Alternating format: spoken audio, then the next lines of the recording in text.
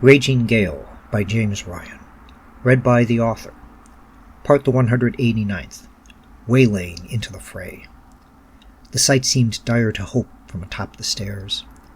Never before in her time aboard the Gale had so many men from another ship been on her decks in arms against the crew. There was no sight of the deck under the hordes of boarders and defenders. "You can tell ours from theirs, can you not?" Garland asked.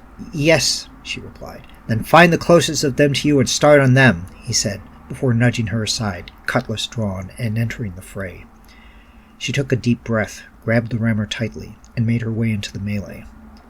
She found herself facing the back of a large Spaniard with a drawn cutlass, who had the advantage over Kelly, swinging down over him.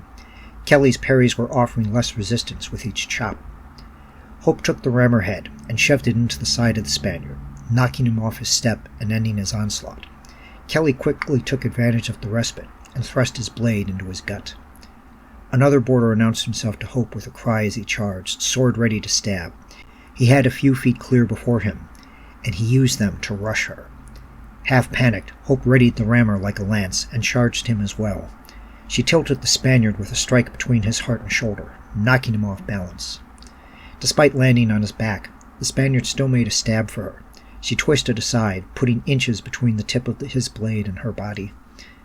She clunked her head against something hard as she put distance between her and the sword wielder, who started to get back up. She spun quickly to see what she had run into. Charity spun around in reaction, bringing her knife into her hand up to Hope's face, but stopping the blade when she saw it collided with her. "Stay there!" she cried, before she turned her attention to a Spaniard to starboard. Hope faced the other way, keeping her back to Charity's, their derrieres brushing against each other, keeping Hope aligned to cover her rear. Behind her, she could hear Charity curse as she sliced and stabbed the boarders she could hit. Before her, Hope wielded the rammer to push away the Spaniards, the tight spot she moved them into, making them more vulnerable to stabs from Owen and Soubise. One boarder, however, refused to be pushed aside. Barehanded, he cocked his fist and threw a punch at Hope, though taking long enough that she was able to bring the ramrod up the block. The blow was potent enough that the ramrod broke in two and carried through. His fist landed where her neck met her body. Hope thought she felt something crack as she dug into her heels to keep from knocking Charity over. Without thinking, she took the half of the rammer in her right hand and started beating her assailant with it. One blow got the side of his head over his ear, but the other two he blocked with his arm. He grabbed her by the arms, just below the shoulders, and lifted her above the deck like a claimed prize. She feared what being claimed would soon mean. Thank you for taking this moment with me.